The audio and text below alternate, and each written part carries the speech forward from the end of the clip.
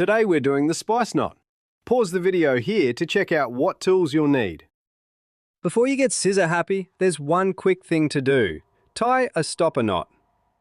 Measure about 5 fid lengths down the rope from the end, doesn't have to be millimeter perfect, and tie a simple overhand knot. This knot's here to stop the core from sliding out later when you start poking around. It's your anchor and your insurance policy.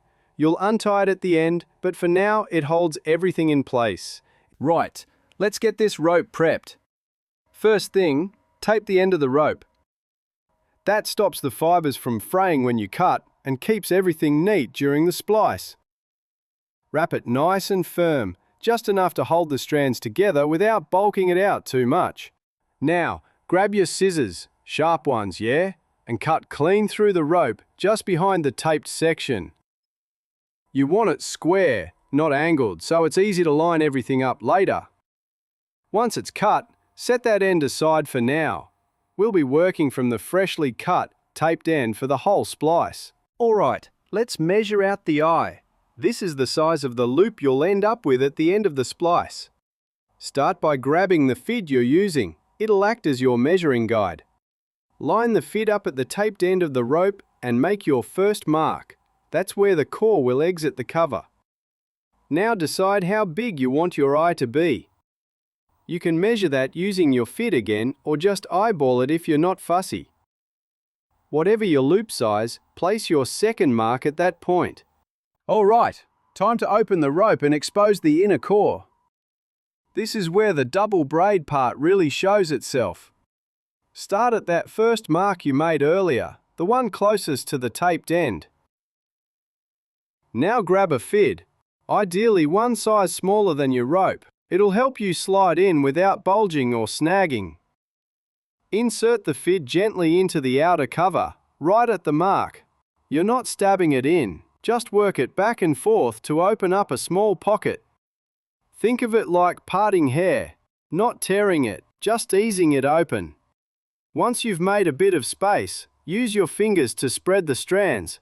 Dig in slowly and look for the inner core. It'll usually be a slightly different texture or color. Got it?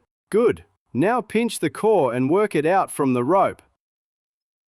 If it's being stubborn, give the rope a little twist. Or flex it backwards. That can help it loosen.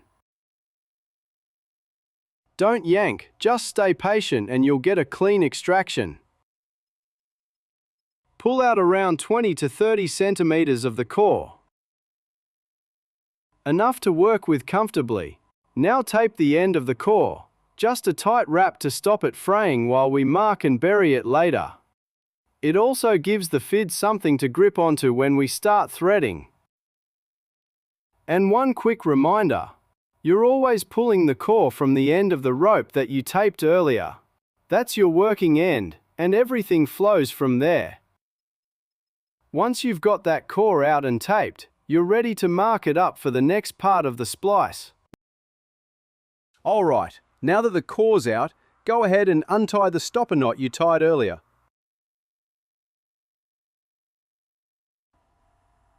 Next, give the rope a gentle stretch, pull the core and cover evenly to line them back up. You'll probably see some bunching in the cover. That's normal. Just slide your hand down and smooth it out. This process is called milking the rope. It gets rid of slack so everything sits flush. Now that you've got the core out and taped, it's time to mark it up. This part guides the whole splice, so take your time here. Start by laying the core flat alongside the outer rope, right where it exits the cover. At the exact point where it comes out of the rope, make your first mark on the core. That's your reference for re-entry later. Now grab your fid, the one that matches the rope size. Line it up starting from that first mark and make your second mark 1 fid length down the core. That's where the fid will enter the core when we bury the cover. Then measure 1 more fid length from the second mark and make a third mark. That's your exit point. So now you've got 3 marks on the core. the point it exits the rope, where the cover will be buried in, and where it'll come out. It might seem a bit technical, but this is what keeps the splice symmetrical and strong. If your marks are clean and accurate, everything flows smoother later. Alright, once those 3 marks are in place, now we're up to tapering the core, and this step's a quiet game changer. It doesn't look like much, but it's what makes the splice blend in smoothly and finish like a pro job. Start with the taped end of the core. That's the tail we'll be tapering. Take your fid, or even just your fingers, and start teasing out a few strands from the outer layer of the core. Don't worry, you're not unraveling the whole thing, just removing a few of the fibers near the tip. How many you pull depends on the rope size. For smaller cords, 3 or 4 strands will do.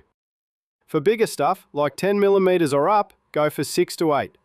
This is what we call tapering, and it creates a nice gradual reduction in thickness at the end of the core. Why does that matter? Because later, when this gets buried back inside the rope, that taper stops it forming a hard lump or a visible step. The whole splice will glide under the cover and finish flush, clean, tight and unnoticeable. If you've ever seen a splice that looks bulky or stiff at the tail, chances are they skipped this bit. So take a minute here, get your taper right, and your finished splice will thank you for it.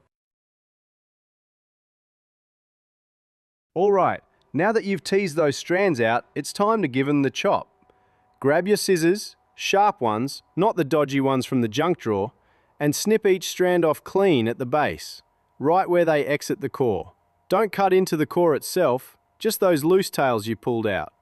This is what gives your splice that smooth, pro finish. No bumps, no bulges. And hey, if it feels wrong to spend this much time cutting something you just spent 5 minutes pulling out, welcome to rope work. Once they're trimmed nice and flush, you've got yourself a tidy taper, ready for the bury.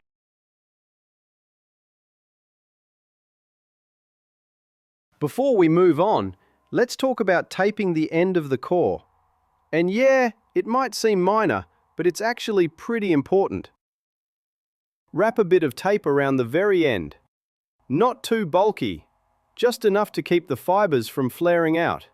It keeps the core clean, easier to handle, and much simpler to feed into the fid later on. And honestly, trying to splice a fluffy, frayed core is like trying to thread a cooked noodle. You'll lose your mind. Plus, that tape gives the fid something solid to grip. No slipping, no mess, no do-overs. So yeah, tape the end. It's a small step, but it makes the next few moves a whole lot smoother. Alright, tape is done. Now it's time to bury the cover into the core. This part's a bit like threading a snake into a sock. Awkward at first, but satisfying when it slides through. Time to feed the cover into the core. Slot make sure it's snug so it won't slip. Now take your fid and insert it into the core, just behind the second mark. Slide it through gently toward the third mark. Don't force it, just wiggle it along. Once you're past the third mark, pop the fid out. And pull the cover through until the tape clears the core. Bit of bunching? No worries, just work it smooth. Now here's a handy trick. To stop the cover from slipping back in, slide a small fid or spike diagonally through the core right at the exit point. It acts like a peg and locks everything in place while you prep the next stage. Alright, now we're flipping the whole thing around and burying the core into the cover. Grab the custoped end of the core and slot it into your fid. Make sure it's tight, tape it if needed. Find the first mark on the outer cover. That's where the core goes in. Insert your fid just behind that mark and slide it gently through the rope. Same motion as before, slow and steady wins this one.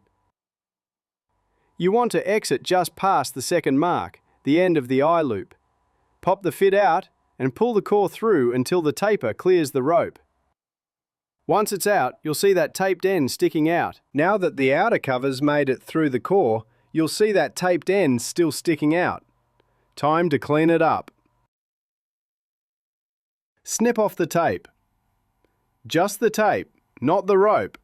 It's done its job keeping those strands together. Then give the ends a light trim.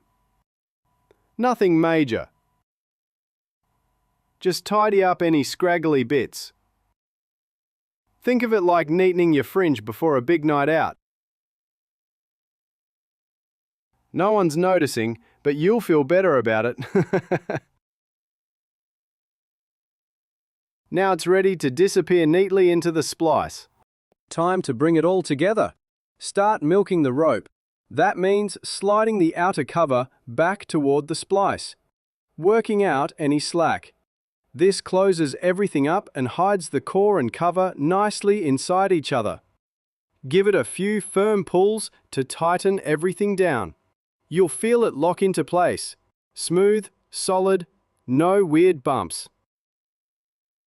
Now shape your eye. Whatever size you marked earlier, just adjust it to match. Pull gently on both sides until it sits just right. If you've got any loose fibers sticking out, give them a final trim. Sharp scissors. Clean cut, nothing rough. And that's it. One solid double braid splice. Looks good, feels good, and it'll hold strong. Done properly, this splice will outlast the rope itself. And that's a splice you can be proud of. Tight, tidy, and tougher than it looks. For ropes that don't mess around, head to Cam's Cords. We've got the good stuff.